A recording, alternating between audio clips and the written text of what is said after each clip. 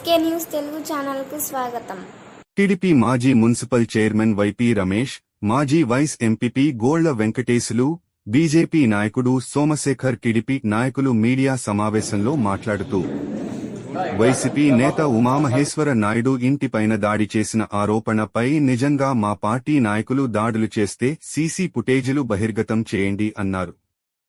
మాదినేని ఉమా నువ్వు ఎక్కడుంటే అక్కడ ఓటమి తప్పదు అన్నారు. వైసీపీ పార్టీ ఇన్ఛార్జ్ పదవి కోసమే నీ డ్రామాలు అంటూ రెచ్చిపోయిన తెదేపా నాయకులు కార్యకర్తలు 2019 నుండి నీ డ్రామాలు చూసి తట్టుకోలేకనే అప్పటి టీడీపీ వర్గాల నుంచి బయటకు వచ్చాం.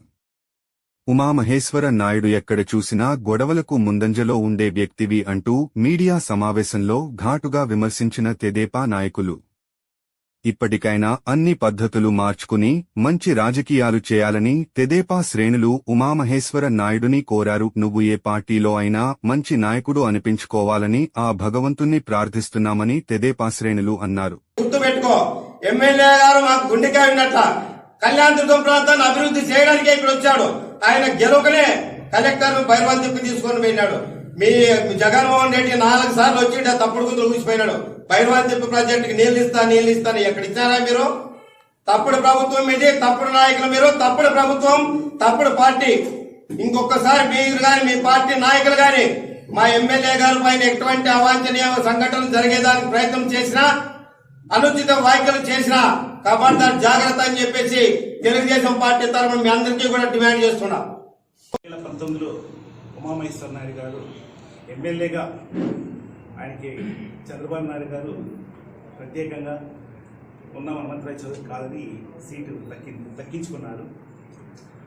అలాంటప్పుడు అందరూ అంటే టీడీపీ ఉమ్మడి మొత్తం అంతా సీనియర్లతో పాటు అందరూ కలిసి పనిచేసినా కూడా నువ్వు గెలవలేకపోయిన పెదవి నువ్వు, చవటవి నువ్వు.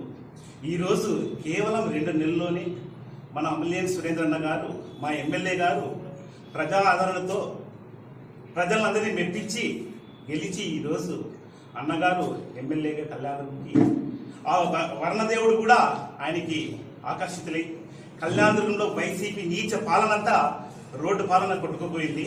ఈరోజు ఆ వర్ణదేవుడు కూడా ఆయనకి స్వాగతం పలికింది. అలాంటి సమయంలో టీ సర్కిల్లో అన్నగారు ఏం చెప్పారు? గెలిచినా కూడా ఆయన ఎక్కడా మర్చిపోలే, గర్వపడలే. మైక్ తీసుకుని అదే విధంగా అదే టీ సర్కిల్లో నేను ఏదైతే చెప్పానో అదే చేయాలి, అభివృద్ధి చేయాలి, కక్ష సాధింపు చేయనని చెప్పాను. నువ్వు సైకో జగన్ అని చెప్పి నువ్వు సైకోగా మారినావు. కళ్యాణదుర్గంలో సైకో అంటే ఉమామహేశ్వర నాయుడు అని నిరూపణ చేసుకుంటున్నావు. నువ్వా మాట్లాడేది? నువ్వు వార్డు మెంబర్ కూడా ఇంతవరకు వెళ్ళలేదని ప్రతి ఒక్కరు చెప్పుకుంటున్నారు. నువ్వేది నువ్వు మాట్లాడేది? ఉమామహేశ్వర నాయుడు ఒకటే చెప్తున్నా, నీచ రాజకీయాలు వదిలే. నీకు దమ్ము ధైర్యం ఉంటే నువ్వు వైసీపీలో ఇన్ఛార్జ్గా తెచ్చుకొని మా అన్న దగ్గర నువ్వు పోటీ పడు, అంతేగాని ఇట్లా నీచ రాజకీయాలు చేయొద్దు అని ఇంకొకసారి మనం చేసుకుంటున్నా. వాస్తవంగా మనమంతా చాలా అద్భుతమైన సంతోషంలో ఉన్నాం, చూస్తున్నాం. కానీ వినియరగని రీతిలో మన తెలుగుదేశం పార్టీ, జనసేన, బీజేపీ కూటమి కానీ విని ఎరగని రీతిలో అద్భుత విజయాన్ని సాధించింది మన ఆంధ్రప్రదేశ్లో. మేము కానీ ఎవరు ఊహించలేదు. ఇటువంటి విజయాన్ని అందించిన ఆంధ్ర రాష్ట్ర ప్రజలకు, మరీ ముఖ్యంగా మా కళ్యాణదుర్గం నియోజకవర్గ ప్రజలందరికీ ప్రత్యేక ధన్యవాదాలు, అభినందనలు. వాళ్ళందరికీ నిజంగా పాదాభివందనాలు చేస్తున్నాను. ఎందుకంటే సురేంద్రబాబు అన్న కళ్యాణదుర్గం నియోజకవర్గానికి రావడం అనేది కళ్యాణదుర్గం నియోజకవర్గం ప్రజలు చేసుకున్న అదృష్టం. నిన్న సురేంద్రబాబు గారు ఎమ్మెల్యేగా ఎన్నికైన తర్వాత మొట్టమొదటిసారి కళ్యాణదుర్గం విచ్చేస్తున్నప్పుడు చాలా అద్భుతంగా స్వాగతం పలికారు తెలుగుదేశం పార్టీ కార్యకర్తలు, ప్రజలు, నాయకులు. మరి ఇటువంటి సందర్భంలో అది చూసి ఓర్వలేక ఇందాక మా సోదరుడు చెప్పాడు ఊసరవెల్లి ఉమాని. వాస్తవం, ఊసరవెల్లి ఏ విధంగా అయితే రంగులు మారుస్తుందో ఉమా మహేశ్వర నాయుడు అనే వ్యక్తి కానీ అలాగే రంగులు మారుస్తారు. ఎగ్జాంపుల్, గతంలో 2019లో ఓడిపోయిన మరుక్షణమే బ్రహ్మసముద్రంలో మండల హెడ్ క్వార్టర్లో ఎన్టీఆర్ విగ్రహానికి నిప్పు పెట్టారు. నేను మొదటి రోజే పోయి వైకాపా దుర్మార్గాన్ని నేను ఎదుర్కొంటున్నాను అని చెప్పిన వ్యక్తి పట్టారు. అది మీ అందరికీ తెలుసు, మీడియా మిత్రులందరికీ తెలుసు. తర్వాత పోస్టల్ బ్యాలెట్ జరుగుతూ ఉంది మనకు పోలింగ్.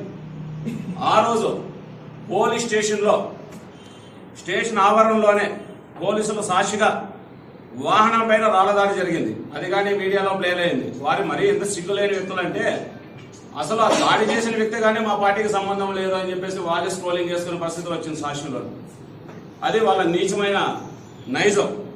మరీ ముఖ్యంగా పోలింగ్ రోజు అదే మనకు మే 13వ తేదీ పోలింగ్ రోజు బెస్తనపల్లిలో పోలింగ్ బూత్ దగ్గర ధర్మతేజ గారి పైన మనం చూసాం. ఆ రోజు విచక్షణ రహితంగా కారు అద్దాలు ధ్వంసం చేశారు. పబ్లిక్ అందరూ చూస్తుండగా ఈ రోజు నీవన్నా రాత్రిపూట్ల దాడి చేశారని నువ్వు ఎటువంటి సాక్ష్యాధారాలు లేకుండా మాట్లాడుతున్నావు. ఆ రోజు పబ్లిక్ గా ప్రజలందరి ముందర దాడి చేశారు. దానిపైన ఇంతవరకు ఎటువంటి కేడ్ గారు ఈ రోజు వైకాపాలో చేరాడు. ఈరోజు రాష్ట్రంలో వైకాపా పరిస్థితి ఏమి? కేవలం 11 సీట్లకే పరిమితమైంది. ఆ విషయంలో ఆయనకు థ్యాంక్స్ చెప్పాలా. మంచి పని చేశావు బాబు నువ్వు. ఉమామహేశ్వర నాయుడు గారు మీరు చాలా మంచి పని చేశారు. మీ పాదం చాలా మంచిది. అందుకే మా సురేంద్ర అంటే నువ్వు డెరా బాబా అన్నావు. మరి నిండి ఏ బాబా అనాలో మా పిల్లలు అంటున్నారు పక్కన. కాబట్టి నువ్వు రోజుకొక పగటి వేషం వేసే నిత్యానంద నువ్వు నిత్యానంద స్వామి ఉన్నట్టు.